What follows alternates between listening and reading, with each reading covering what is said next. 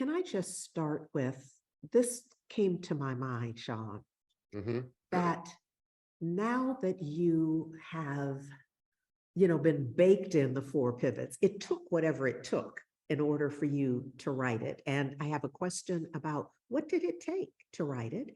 Yeah, great question. I mean, well, first of all, it's an honor to be here. I'm deeply humbled and nervous to be speaking to folks that I admire, the CSL community and what you're doing in the world. And so it's an honor to be able to share this with you.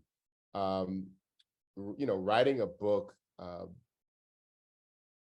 I've written other books that were specifically for sort of educational audiences. And I'm blessed to have a partner and wife, Nedra, and friends who really pushed me to really write something that was more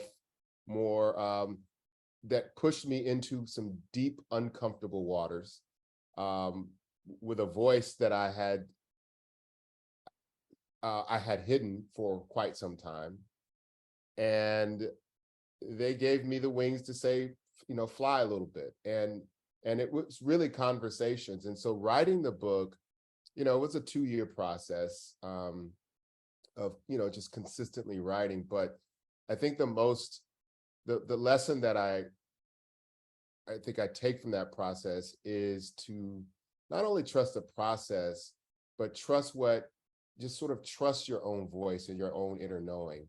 And so there are deep moments of insecurity about what I wanted to say, deep moments of even embarrassment of what I wanted to share, deep moments of uncertainty, but it was all true to me. And, at a certain point, that became more important than my insecurity. The truth became more important than my uncertainty and insecurity and those things. And so, the book came from just consistently having that conversation with myself, like write it down first. That's what you really want to say. Now go back and read it. And do you still want to say it, or you might want to say it in a different way? But it was a process of an ongoing conversation with what I wanted to say. And then that other part of my mind saying, well, you can't say it like that. Right.